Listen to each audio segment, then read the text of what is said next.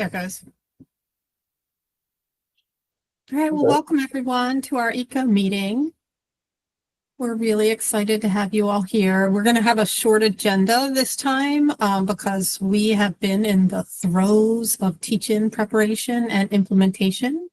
We are in the official week right now, and we have an update on the kickoff that we had at Cecil County School of Technology, as well as where the teach-in itself stands. And Jared created a really great presentation for us. And Jabari, did you want to kind of go through it? Okay. Sure. Are we ready now, or? Jared, you want to share screen, or can you manage all of that at once? Yes, I can. I'll share my screen now.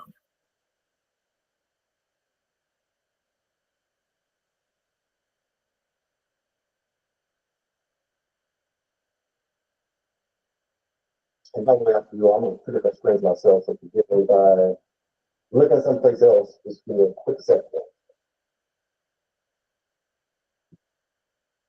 Sorry, Jabbar, even over the phone, I'm having a hard time understanding you. Yeah, me too. Can you move is it your mic maybe, or? Yeah, let me change that. Can I ask a quick question? My colleague Mary, who was at the teach-in, is there a debrief tomorrow for the planning committee, or should I ask her to jump on now? There's a debrief tomorrow. Okay, fine. Perfect. Is this any better, you all? Oh, much better. Okay, Yeah, much good. better. I must have Thanks, changed this speaker by some strange thing. So okay. Gotta take a breath for a minute. It's a lot going on. It's been a lot planning for this event for really the entire week. But the kickoff event went very well. It's also been a busy week for me also, excuse me. I've been literally back to back from event to meetings. So I'm not even sure what all in the slides, Jared, but I'm going to just kind of speak from the beginning, from the actual kickoff event, and then hopefully the slides will match what I'm talking about, if that's okay. Yeah, so the format is we start with the kickoff and then we go into the teach-in. Yeah, Okay. and I can jump in too. Okay. I did look through the slides, so. Okay. Thanks, Amy. So again, this happened at the Cecil County School of Technology in Elkton, Maryland, about a stone's throw away from Delaware. Beautiful campus right next to, I think, some farmland. It's a solar panel site right next to the campus. And the event was held in the PD room, which can seat, I think, maybe about 100 people. So these are great pictures, by the way. So the main event started off. There are two different sessions. They start at 10:30. Oh. Sorry if I'm going. Okay. All right, great. Thank you. It started off with Brittany Rigdon. She was the Cecil County Teacher of the Year. She's also the spokesperson for the Maryland Climate Teach-In. And she is a teacher there, of course. So she did the occasion, kind of gave like a general introduction of what the event is, what the significance is, and so forth. And she also introduced the guest speaker, which was Secretary McElwain. Secretary McElwain, she geared off script a little bit, but she talked a little bit, kind of gave the kids an idea of what climate change is, what's incorporated in that. She mentioned how greenhouse gases work. And then she talked about some of the things that we're doing in Maryland. And then also some of the things that some of our goals that we're still trying to achieve across Maryland. And then of course, she also made sure the students knew that their jobs involve climate change in so many different ways. So those were some of the things she talked about briefly. After Secretary McElwain spoke, then we actually went to our tabletop discussion with the students.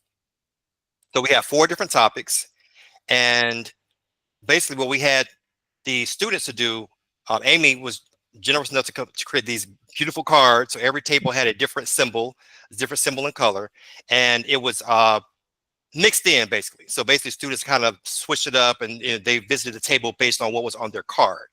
So we had maybe about 5 minutes per discussion, maybe 10 minutes, 5 to 10 minutes per discussion. And some of the discussions were, I know we talked about advocacy, personal choice. What are the other two off the top of your head? Do y'all remember? Because those are two that I So their careers, education, advocacy, personal choice, and local issues was the one we were kind of talking about at lunch. okay, got it. During lunchtime, right. Mhm. So each table had a facilitator, which were usually the staff members or those a part of the commission. Actually, we also had some Bowie State students who came. We had three or four? Three Bowie State students who came all the way from Bowie. So they kind of sat in on the tables as well. They served as facilitators or co-facilitators. And we had some great discussions with the students. I think they learned some things from us. We learned some things from them. They have a variety of different jobs with this school, the School of Technology. So basically the students meet from different high schools. They come together at the School of Technology at certain times, I think. And they're coming from different backgrounds like landscaping and horticulture, agricultural science. I know cosmetology was one. Nursing, diesel, mechanics, construction. It was Yeah, all over. It was a lot. Yeah, a lot. So we had a great variety, great diversity in the types of jobs they had. So basically we had some, again, great discussions at each table, and that lasted maybe about a good 30, 35 minutes. And from that was the first group. So we had two sessions that were similar, the first session, and then we had a second session after lunch. So in between the two sessions was the lunch period. And during lunch, we actually presented the, Secretary McElwain presented the proclamation for Maryland Climate Education Week to Ms. Rigdon and the school, the Cecil County School of Technology. Follow up with that, Amy and myself donated the redbud tree, which was donated by DNR, I believe, to the school as well, for that to be planted somewhere on their campus. And we presented that directly to Ms. Rigdon, Brittany, and her students.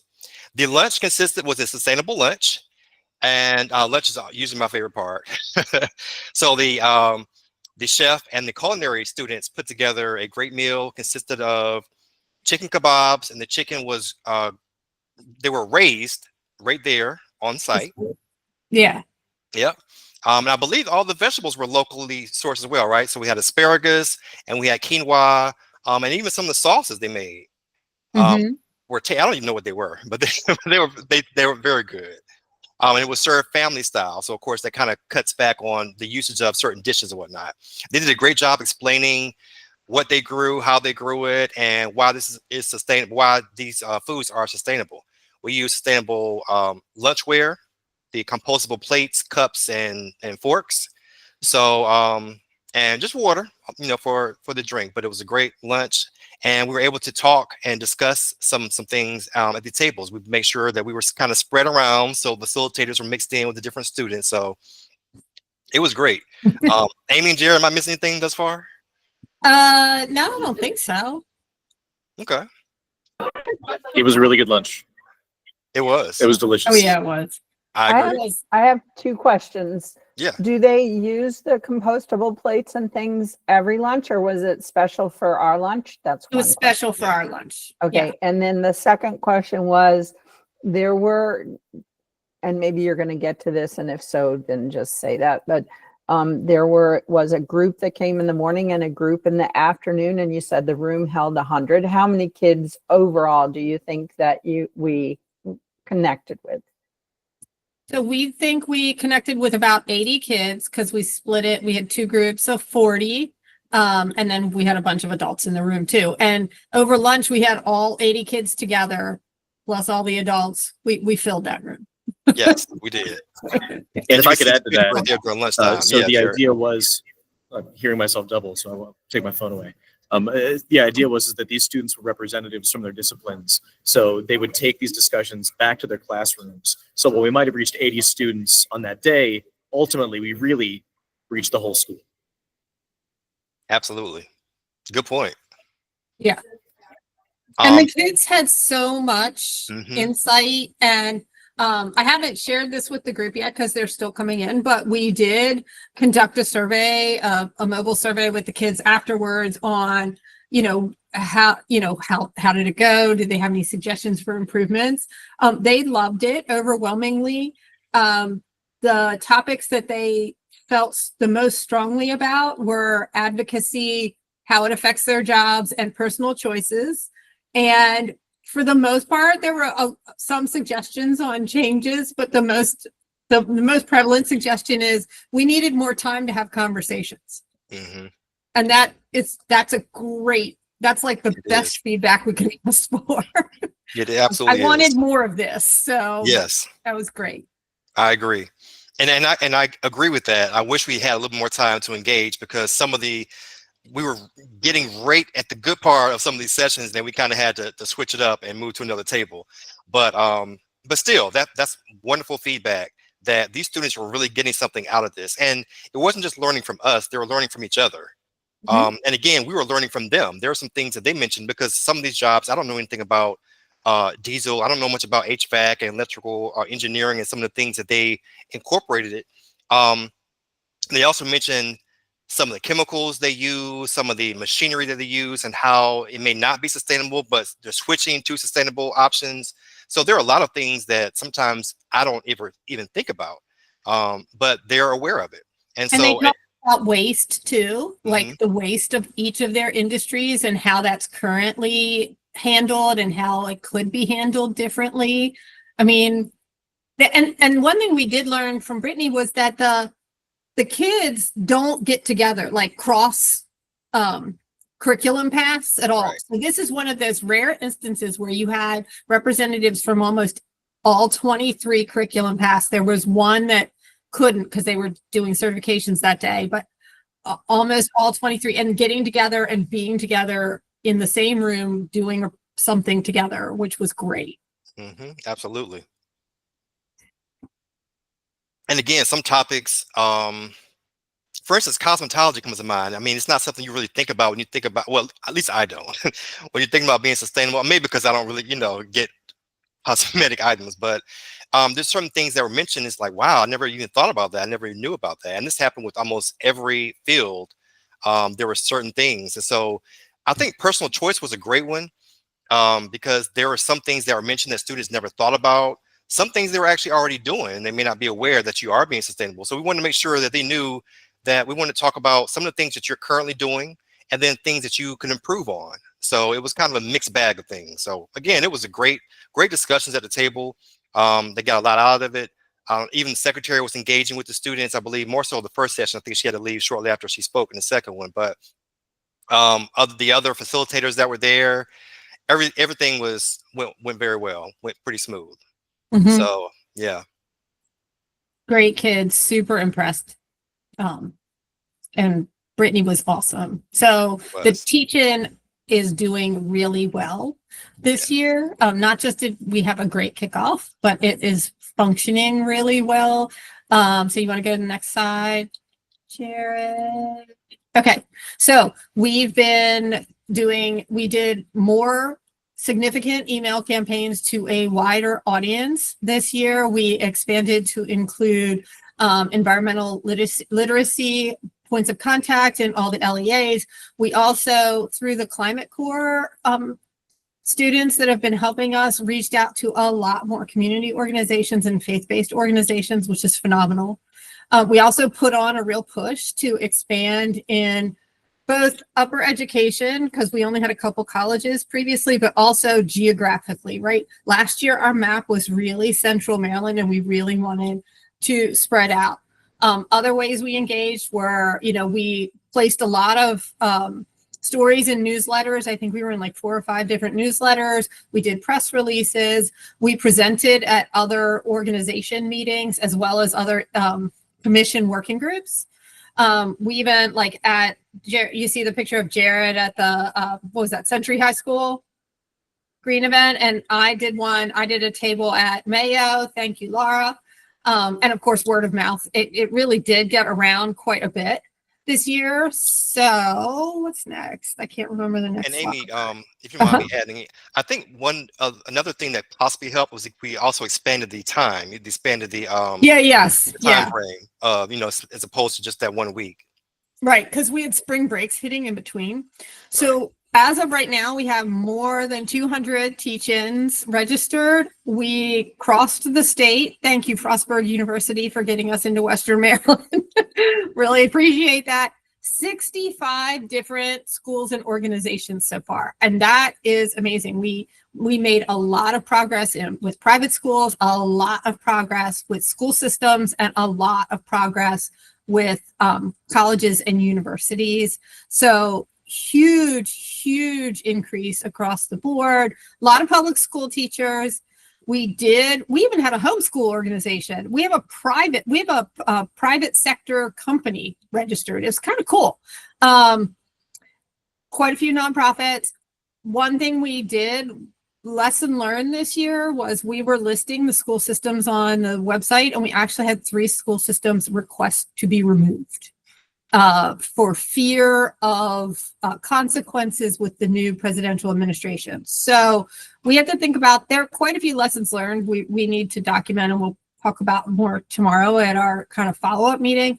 That was one of them. We weren't expecting it, and we definitely need to have a strategy to help school systems continue the path forward without, putting them in danger, or at least feeling like they're in danger of losing funding or, any kind of consequence of that. So that was one thing, but still success, so much success. We've reached a lot of students. And is there anything else here?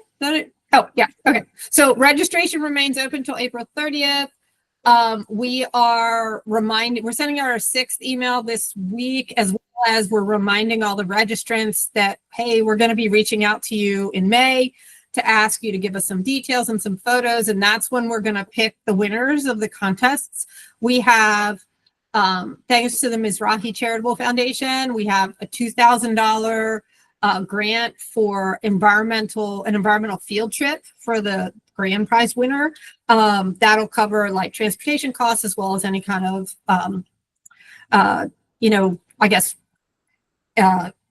like access costs or lunch or anything like that.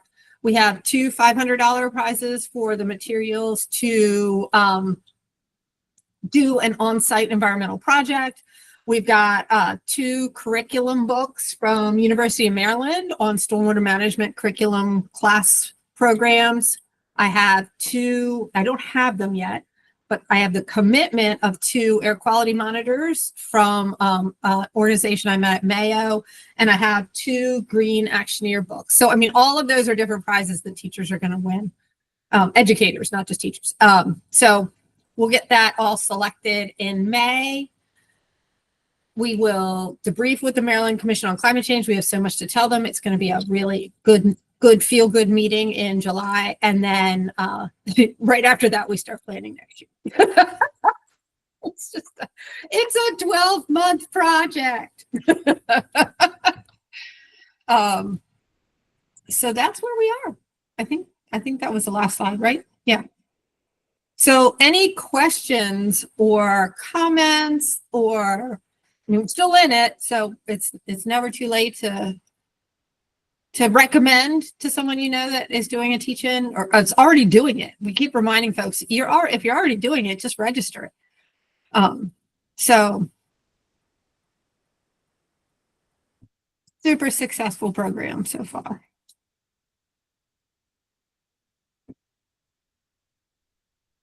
Okay.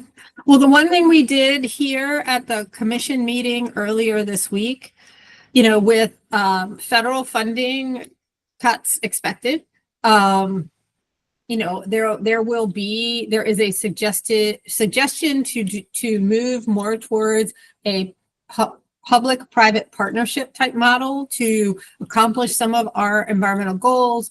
And Jabari and I got an email from Jennifer Mizrahi this morning about, her wanting to partner with us to increase our education towards that aspect. And I do think that should probably be something we consider as part of our recommendations, is how to educate and outreach to organizations that can support the effort financially, locally. From my perspective, Amy, excuse me, and all, I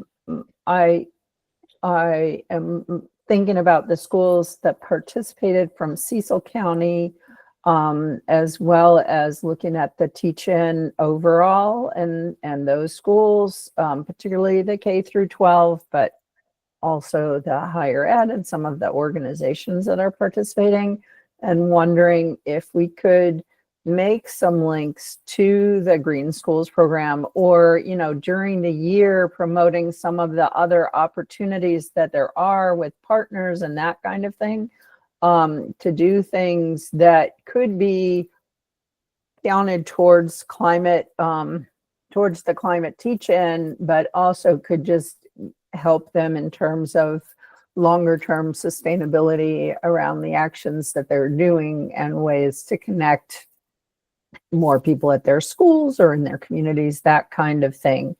I think that, at least in my head, the more connections we can make between some of these things, where people can see that, you know, see what's happening and where they could take action or participate beyond the climate teach-in week or month, you know, I think that would be a good thing. I don't know what others think about that, or if I'm clear in terms of what I'm asking or thinking about.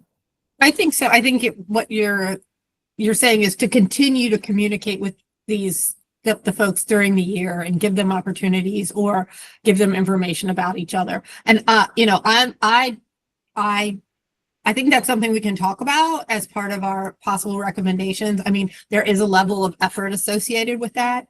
I'll be honest, and I'm sure Jabari and Jared feel the same way. We're all exhausted from this one. This one has taken a lot. Because of its success. I mean, it just took a lot of effort, and you know, even just maintaining the data took a lot of effort. So yeah, I need a deep breath before I commit to something else. Would you say more than last year, Amy? Oh Or do you God, think this year yeah. it was at least 3 times the amount of effort. Okay. Yep. At Good least, to know. Yeah. Thank you. which is good because it's produced. Like at least it produced, which is what, you know, I'm happy to put the effort in. I'm just a little exhausted right now. I have some data I got to catch up on it, but I just can't. I'm gonna do it tonight. I can't take more daytime right now. But yeah, I'd be happy to entertain that thought. And we could look at, I mean, I know Jared had talked about social media for the commission, which we've never pulled the trigger on because we simply just haven't had the bandwidth to do it, to commit to it. And that's, again, something like we're going to continue communications. It's got to be a commitment, and we have to think through the bandwidth and how that actually will function. But I think it's a great idea.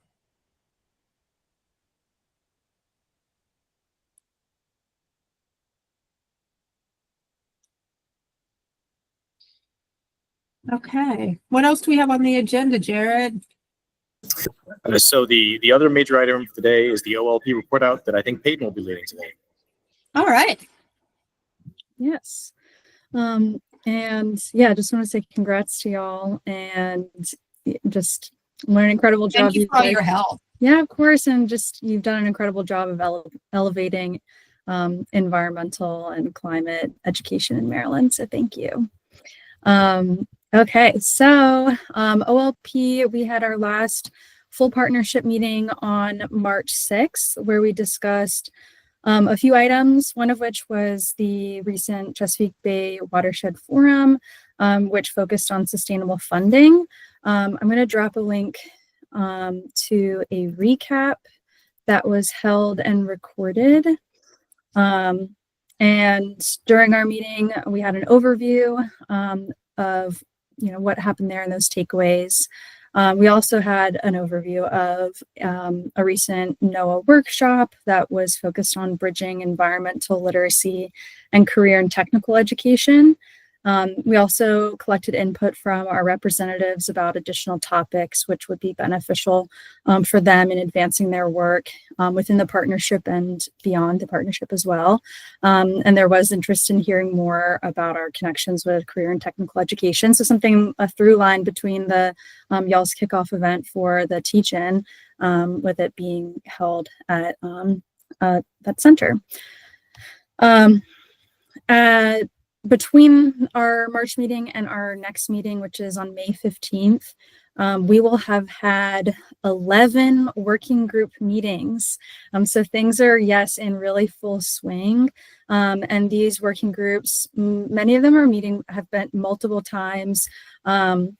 And they have really been diving into the landscapes of what's impacting their areas of work and their specialties within the partnership, as well as collaborating and sharing resources.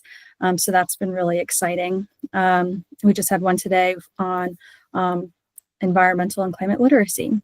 And then we've also established an internal listserv for the representatives and member organizations within OLP, which has been really wonderful. Of course, we've all had each other's emails, but having that sort of DL or distribution list has been really helpful for folks to share opportunities and news within the partnership with ease. And of course, within, in people's own words. And we are also in the final stages of developing an external newsletter. So we're hoping to soft launch it in the next month or two. And that will be something that's able for all members of the public who are interested to sign up and receive information about the recent work of the partnership, as well as opportunities related to the advancing the mission of OLP, which, as a reminder, is empowering all of Maryland's youth to grow as environmental stewards that access, conserve, and restore our natural resources and ensure a climate-ready Maryland. We've also been liaising with the Chesapeake Bay Program's Education Work Group. They are continuing as a whole group, not just the education work group, but the whole partnership, to refine and revise their outcomes and then develop associated outputs for their goals within the Chesapeake Watershed Agreement.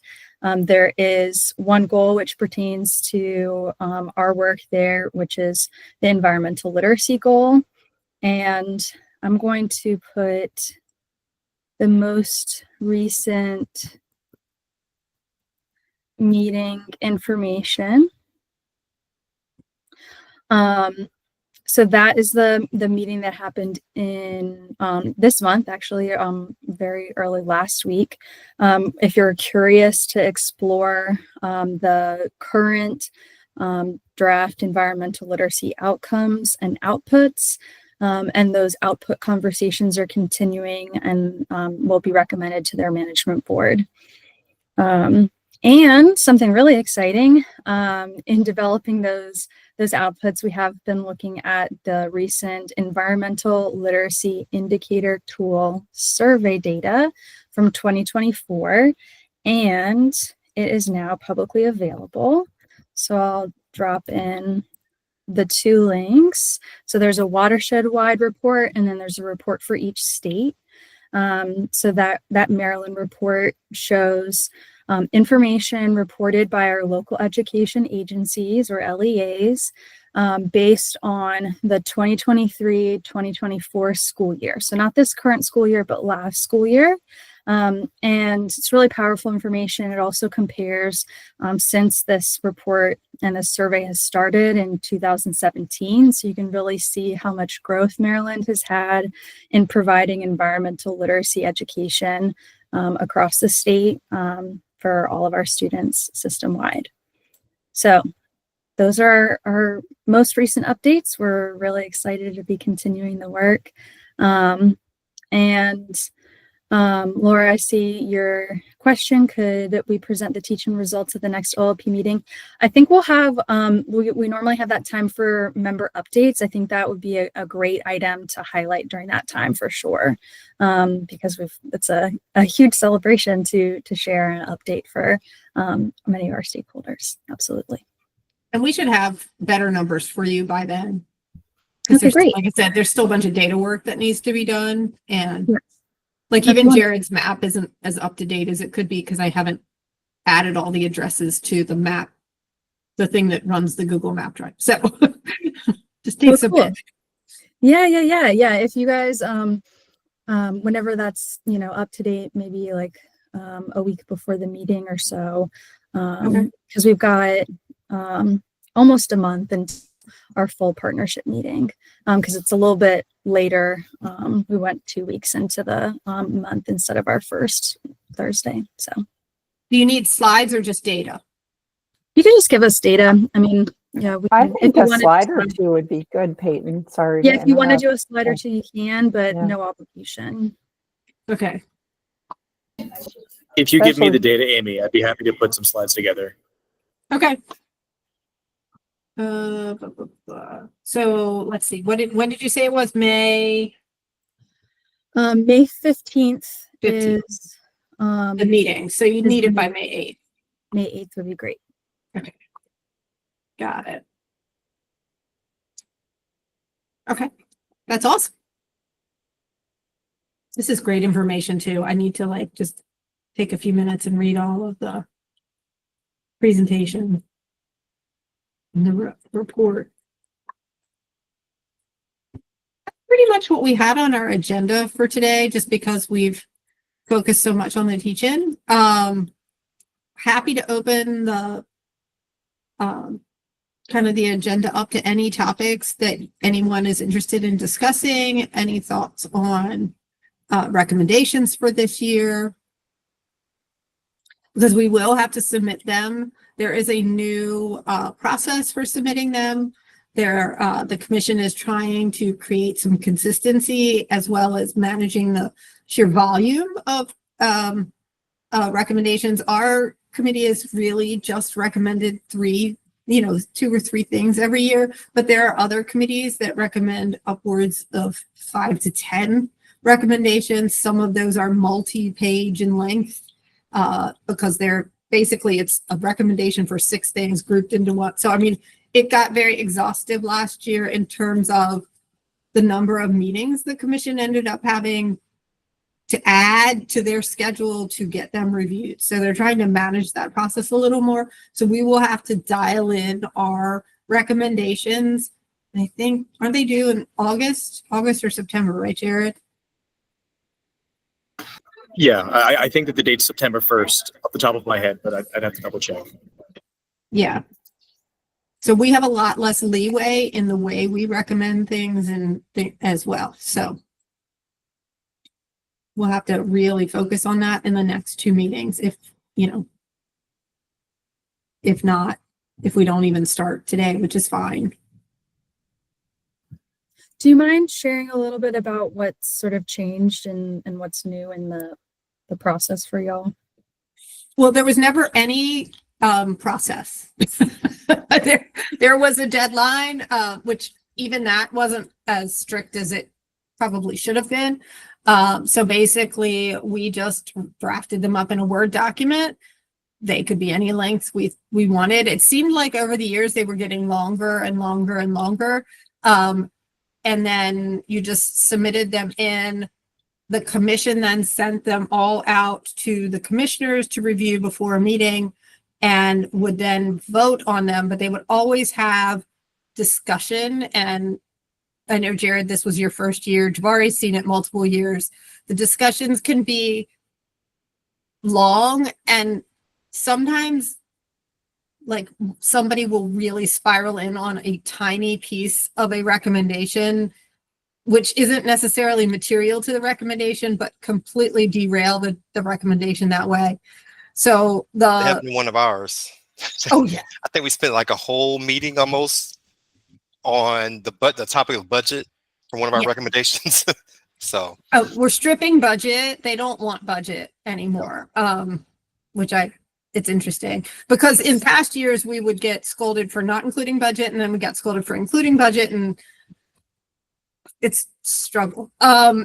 So they're trying to create a more rigid process in that this Google form says, you have to identify the agency or, intended audience to take action. Who is taking action based on the recommendation? Is it the legislature? Is it the governor? Is it a department? A state agency? And then what that action is.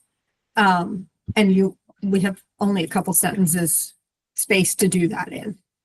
And also, Amy, I think part of it, Secretary McElwain was saying, we increased the work groups by so many, was the last few we years. doubled them. Double. we Yes, doubled. we had 4, right? And now we have 8. So we're looking at 4 different working group recommendations. So we really kind of had to cut that down. As Amy mentioned, some were very long. I know we normally try to keep ours at 3, and other work groups may have had, I don't know, 6, 7, 8 recommendations. So that's what we're really trying to do, is kind of make a standard for everyone, and just make it a little bit more succinct and comprehensive, basically. Yeah, and the thought is without providing a ton of detail, it's harder to spiral in on a tiny aspect of something. Right. That might, rub someone the wrong way or have a concern. And I mean, the concerns are all legitimate, but sometimes they're very specific to a specific agency, which is not the intended target of the recommendation. And it's so they're trying to better manage their time, but also create a better output, I think, for a useful report for the governor. Thanks so much for providing that extra detail. I appreciate it. That was a great question. Yeah.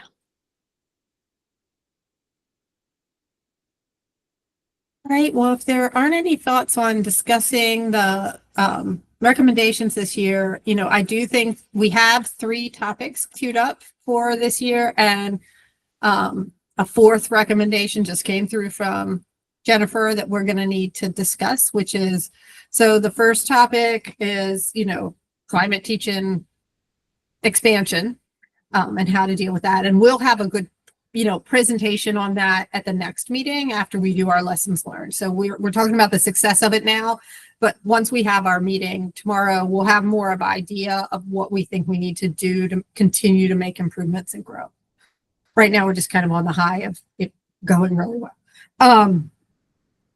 We had a suggestion from Jennifer Mizrahi last year to create a grant program.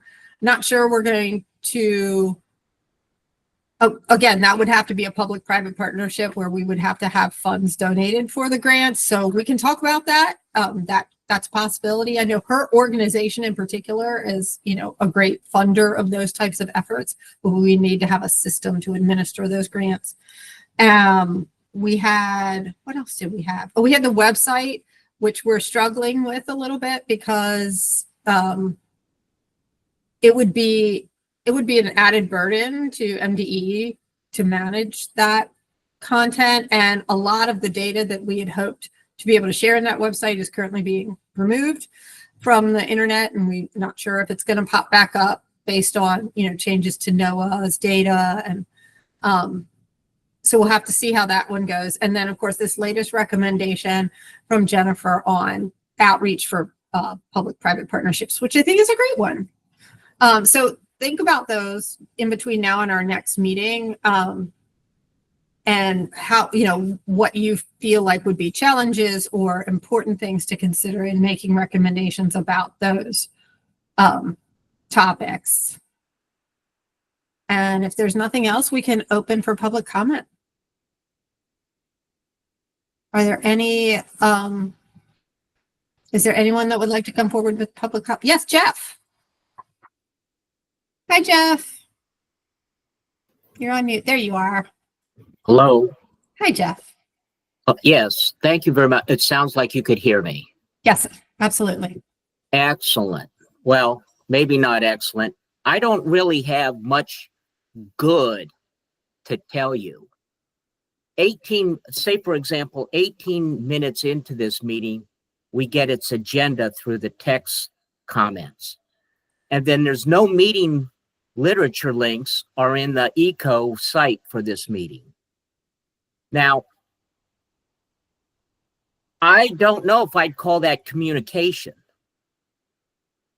I was there attending the commission's report on the legislative reactions to the recommendations from 2024 that were passed on.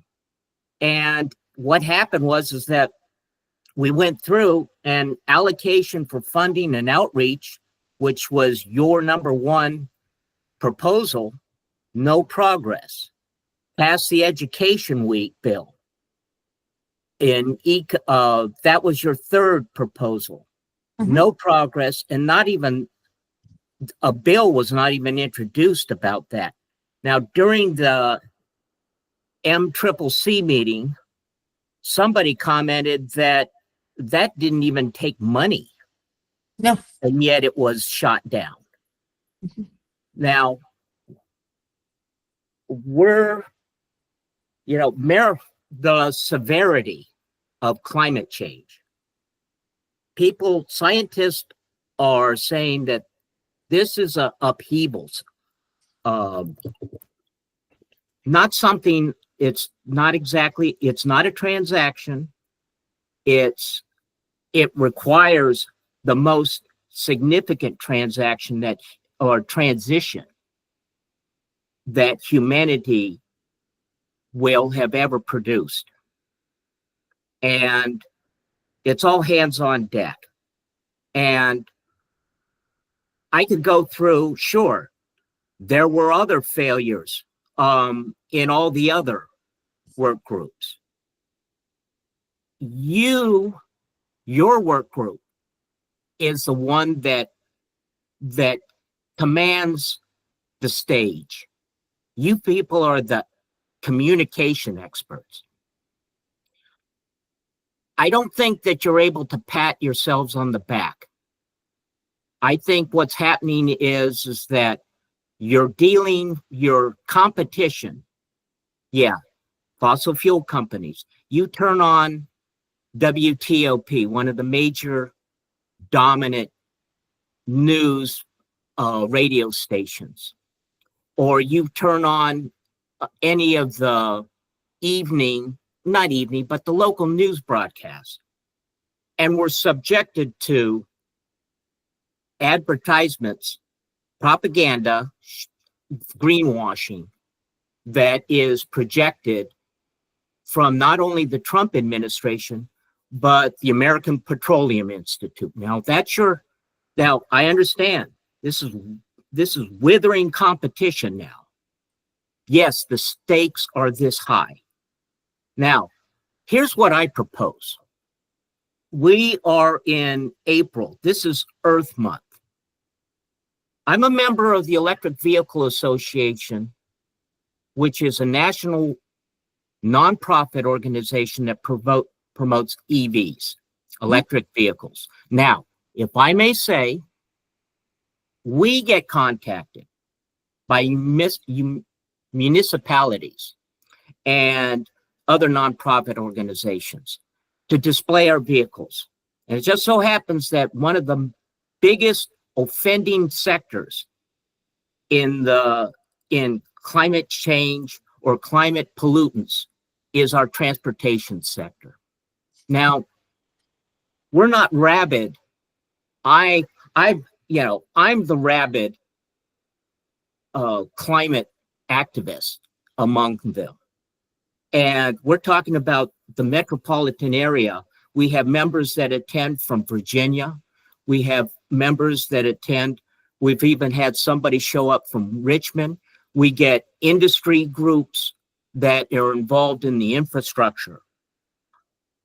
Now, what's going on is that you should log on to our webpage and look under events, and that'll cue you in on how to outreach to the public that would be receptive. Nobody knows what Maryland is doing. It's like,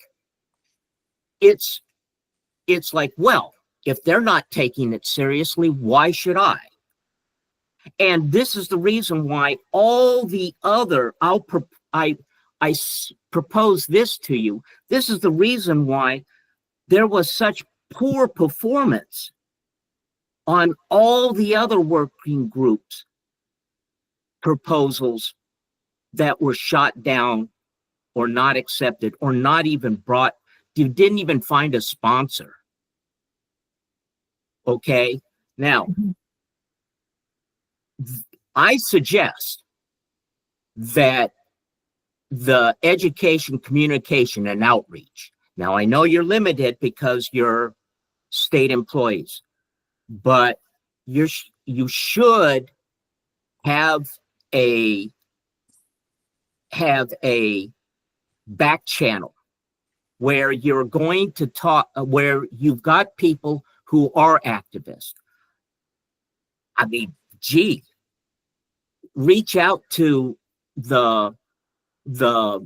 personally reach out to the environmental oriented nonprofits and say, listen, we like to participate.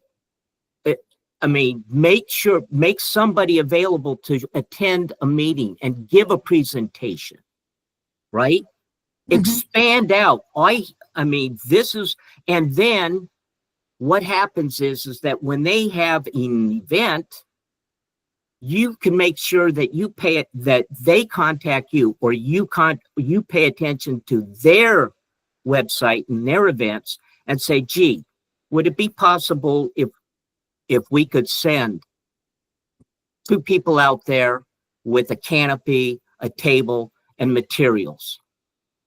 And then one person mans the table, one person stays with the table, and the other person walks among the event goers. It could be a farmer's market. It could be a flower show. Like in Carroll County, they're going to host a flower show next month. You're going to be there with people who care about the outdoor environment. And believe it or not, for somebody who goes, we've had attended events where we were asked to attend from places as far away as West Virginia and say Gettysburg, Pennsylvania. And there is a hunger for people out there in red states for that affirming contact with other like-minded people.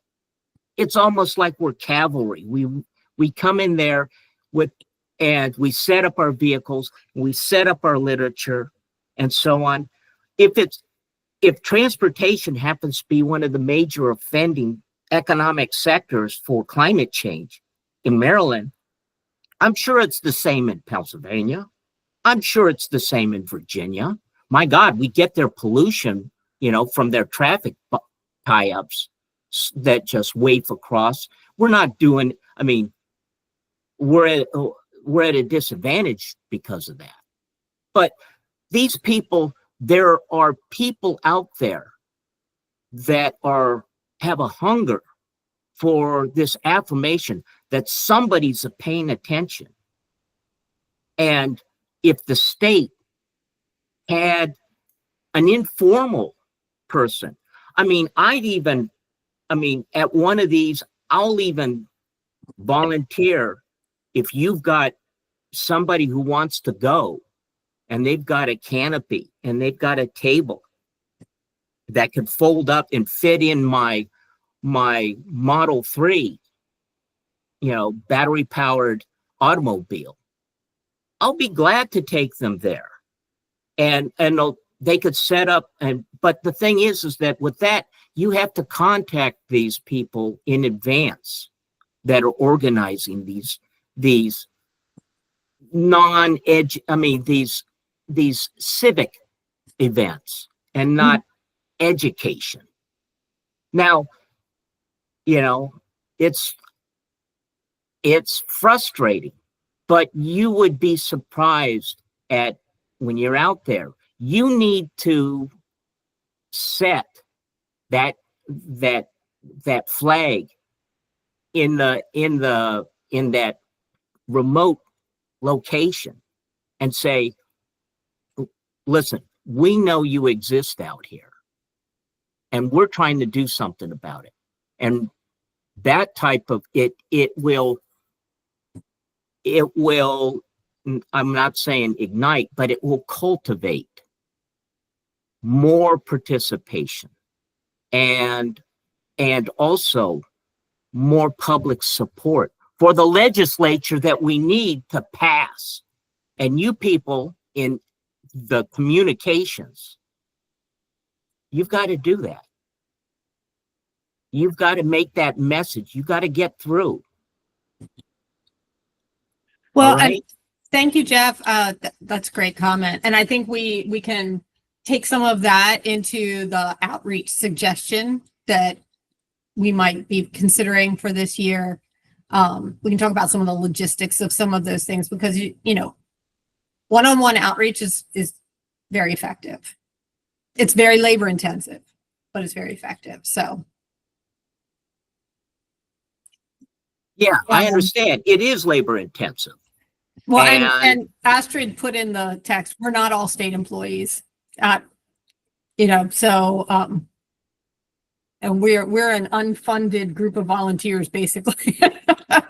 Okay, Astrid?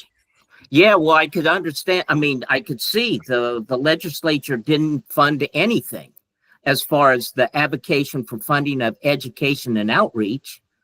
But here's another factor I want to leave with you. Now, in my attendance of the MCCC meeting just this week, when they were talking about the new procedure for submitting proposed recommendations from each work group.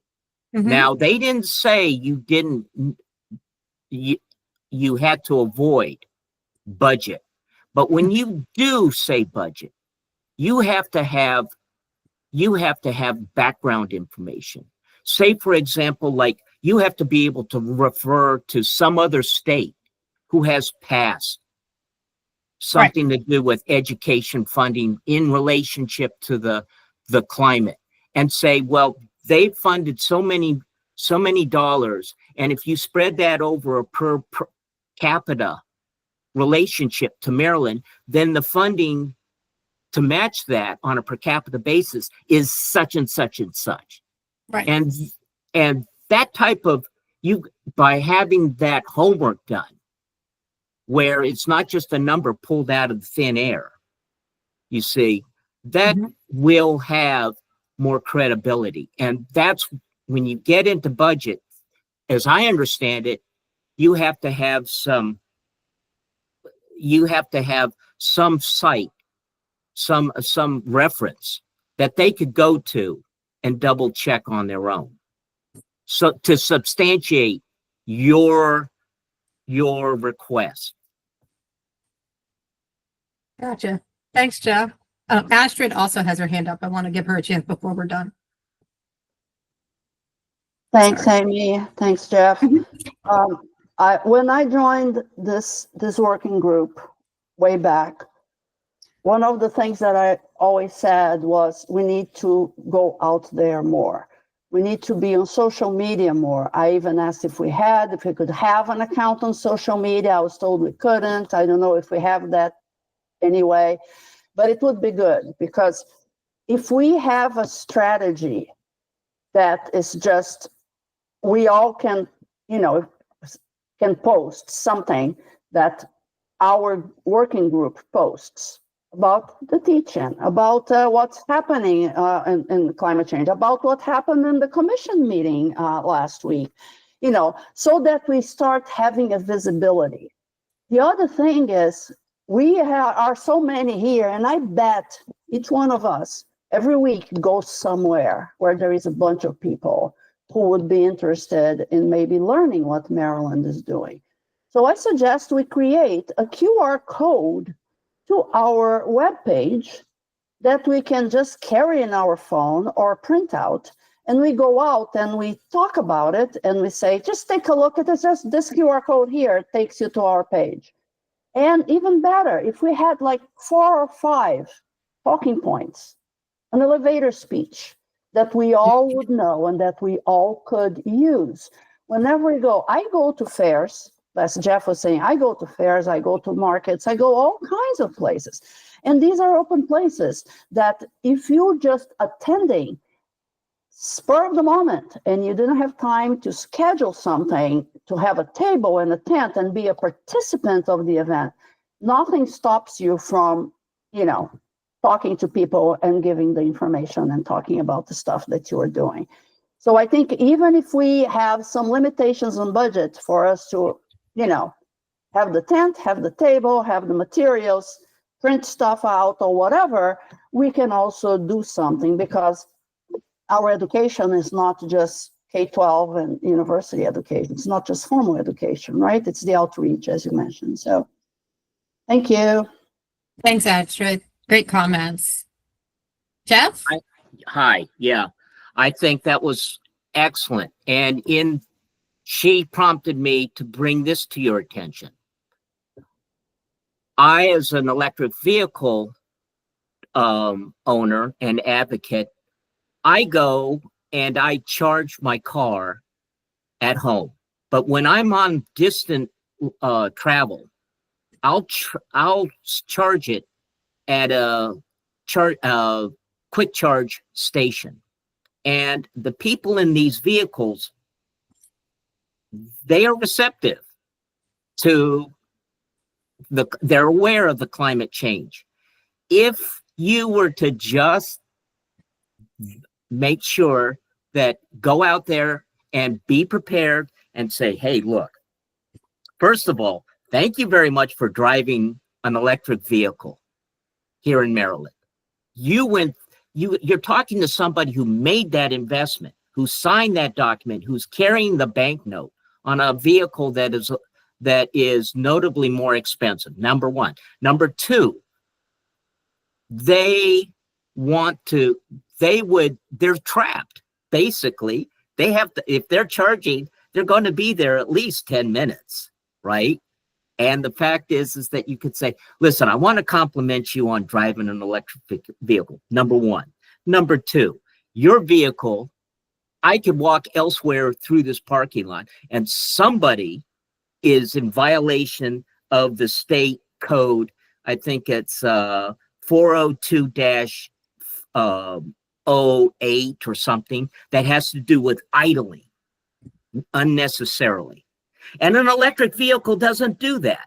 So number two, I want to compliment you on that. Your vehicle, and so on. And you're doing something for the environment. And I want to let you know that as somebody who's involved with the state of Maryland, we thank you. And it could be just a little business card saying, thank you for this. And you could have your little QR code stamped on it, right? Mm-hmm. And the people circulating in and out of these, now some of them are, I'm sure that a lot of them are on private property.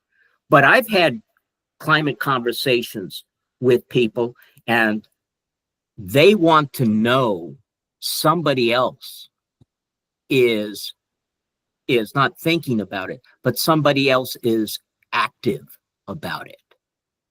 All right. And that population would be more politically accepting.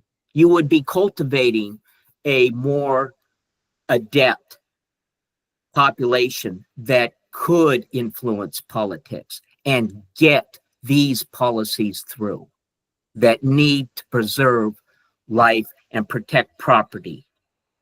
Maryland is not situated for, there have been, I think CNBC put Maryland in the top 10 worst states that are prepared for climate-related extreme weather events. And that's warning businesses to stay away from Maryland. So we're not doing any favors to Maryland's economy by trying to keep secret about climate change. I guess we already know we're targeted, and so does the rest of the nation. Mm-hmm. All right, so that outreach, like Astrid pointed out, is possible. And I would dare say, I don't know, maybe somebody look into the legal situation about that, but I have literature with me, may not be climate related, it's electric vehicle related, but the motivation that I approach it is to make a difference for the climate. All right. So those situations, and like I said, the flower shows, house and garden shows, and so on and so forth. Even rod and tackle or hunting shows and so on. Those are the areas that you start making that contact, and the population that would be able to support these necessary changes in a legislative level would start to build. Thanks. I'm sorry for taking your so much of your time, but yeah, what could I say? It was dismal as far as what we got out of the legislature. They're intimidated, but cultivating a public that is more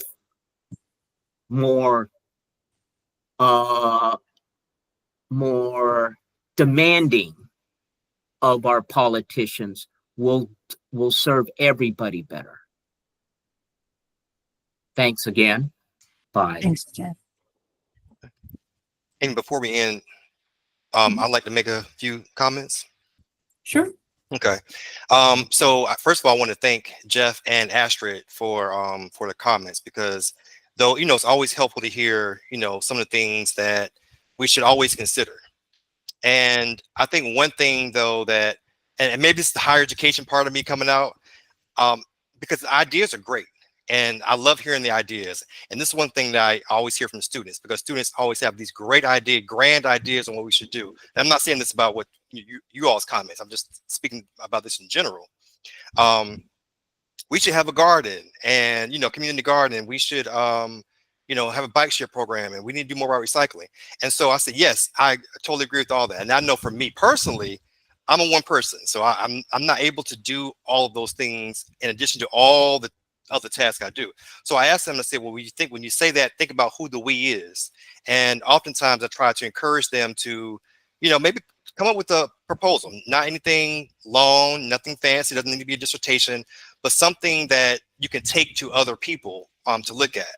And so what I would say here is, just keeping in mind that for the working groups and the commission in general, we're volunteers, unpaid volunteers, but we do it because we care. We care about the environment, we care about climate, and we care about the people in it. And so I think one thing that I would encourage is to maybe put some of these ideas in writing, perhaps, and then, send it to us so that we can kind of discuss that as a group, because I think these are great things, and I think we should try to capture a lot of this. But it will help tremendously. Talking about it is wonderful because we all need to hear it. But sometimes maybe think about putting some of your thoughts or your, some of the things you would like to see us do, or maybe even some of the other working groups do. Just send something, and that way we can kind of review it and say, okay, maybe these are some things we can actually talk about, discuss in this work group, and maybe we can go forward. We can actually push this further. So this is something to consider.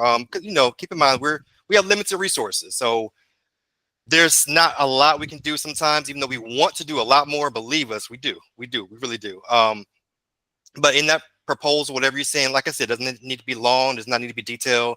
Just think about how can we get this done, how can we do it, especially with the resources that we have. So that's kind of what I just kind of want to just put that out there for just people to consider, because I think we're open to listening to suggestions and ideas, which are great, but we need to try to get something that we can hopefully implement and discuss first. So that's it. Yeah, and I'd like to add on to that, Jabari, that, our working group is one of the few that actually takes action beyond recommendations. And that it's phenomenal, and it's very rewarding to all of us. This is the teach-in is the example of that. But again, we're resource constrained in that we have no resources. We have each other, and we tap into our organizations when we can for their resources. But I need to think about your discussion on this legislature. We did struggle this year. We had the bill drafted.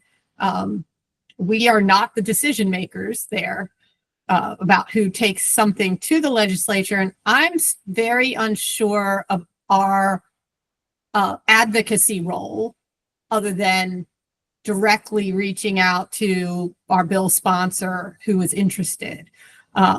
So I'd be curious when we have our next steering committee to talk about that. I mean, obviously we can all be advocates in our personal lives. I'm not sure how much our working group in name still can or should be an advocate per se, like formal advocacy.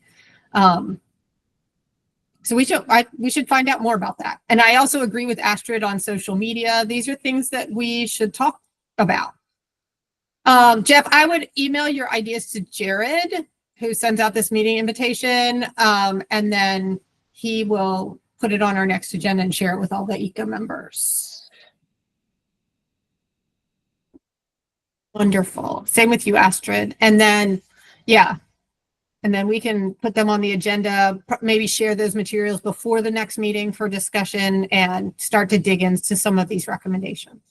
That was a really great, lively discussion at the end. That's awesome. I know.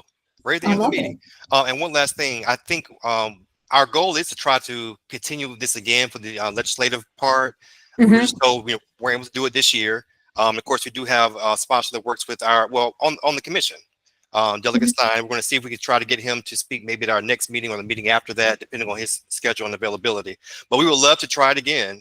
We just were told up front that we weren't really able to, they weren't going to really, push this particular bill this session, but hopefully maybe the next session. So we'll revisit that one soon, at least for the Climate Education Week, which I think we're calling it. I forgot now. It's been so long. Yeah, we need to revisit that too. Because, Climate Education Week, right? Yeah. We know that one of the issues that they had was selecting a week. Maybe we change it to month because they, wanted to. So those are things we can talk about as well, and maybe resubmit that recommendation differently, and then work with Delegate Stein to actually craft the language or edit the language to bring it back. But we have to keep in mind that the legislators all have their own priorities as well, and they're juggling a lot of other bills. And this one just didn't make the cut this year, even though we had it pretty much ready to go. So we'll work our butts off to get it back on the legislative list for sure. Yeah. Okay. Well, thank you so much. We'll see you in a couple of months. And I look forward to getting those ideas and having another lively discussion in June. Thanks, everyone. Enjoy the rest of Earth Month. Yes. I know. All right. Take care.